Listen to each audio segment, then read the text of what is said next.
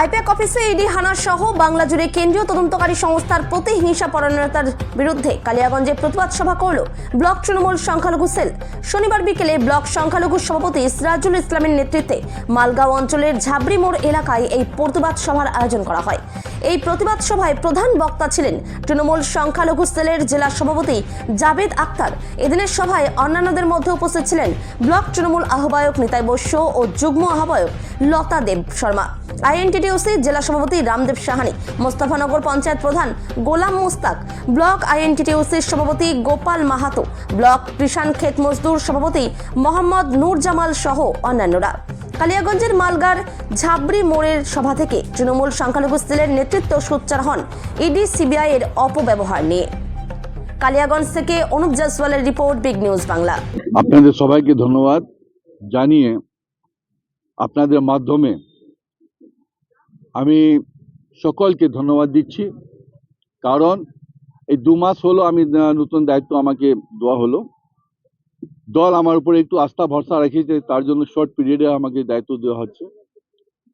আমি আজকে মালগাঁওতে, কালিয়াগঞ্জ ব্লকের মালগাঁওতে এসেছি মালগাঁও মানুষের সঙ্গে 2-4টা কথা বলার জন্য। দ্বিতীয়বার ছিল কি আমাদের ব্লক প্রেসিডেন্ট মাইনরিটি সেলের কালিয়াগঞ্জ ব্লকের সিরাজুল আমার ছোট ভাই, আর আমাদের মাদারের ব্লক প্রেসিডেন্ট তথা আমাদের কর্মাধ্যক্ষ আমাদের জেলা পরিষদের নিতাই বাবু, আমাদের রামদেব সাহানি বাবু আছেন আইএনটিটিউসি সভাপতি উত্তর দিনাজপুর জেলা, আমাদের জেলা পরিষদ কর্মাধ্যক্ষ আছেন লতা সরকার মহাশয়া।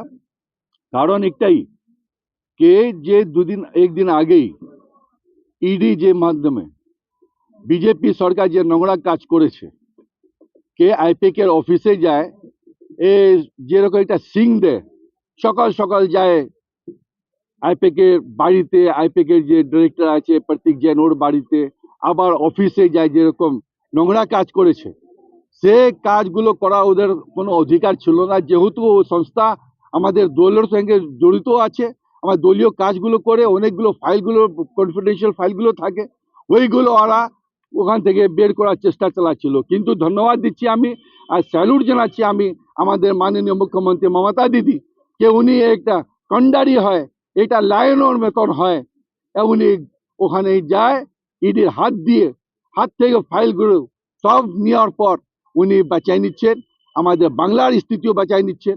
তারপরে কারণ এটাই, কেউ তো নোংরা কাজ করা কি দরকার ছিল তোমাকে বিজেপি, কারণ ওদের কাছে আর কোনো সোর্স নাই, কোনো এজেন্ডা নাই। বাংলার মাটিতে এই 2 মাস পর নির্বাচন আসছে বিধানসভার, সেটাকে ওরা গন্ডগোল করার জন্য চেষ্টা চালাচ্ছে কি আমরা কিভাবে বাংলা মাটিতে যায় আমরা ওখানে পা রাখবো। কারণ কোনো এজেন্ডা ওদের কাছে নাই। হিন্দু মুসলমানের যে একটা ওদের এজেন্ডা ছিল ওটা মানুষ বুঝে গেছে, মন্দির মসজিদের একটা এজেন্ডা ছিল মানুষ বুঝে গেছে, আমাদের সংস্কৃতি আছে, সংবিধানে আমাদের আছে, হিন্দু মুসলমান শিখ ইসাই যারা বলিদানের অনুসারে আর তার ব্লাড দেওয়ার পর, স্যাক্রিফাইস করার পর আজকে আমরা এখানে ইন্ডিপেন্ডেন্স হয়েছি, লিবার্টি পাচ্ছি, তারপর আজাদি হলাম। তার ক্ষেত্রে ওরা চাচ্ছে কি এখানে হিন্দু মুসলমান বলে বলে বিভাজন করার সৃষ্টি চালাচ্ছে, সেটাকে এখানকার মানুষ গ্রহণ করছে না।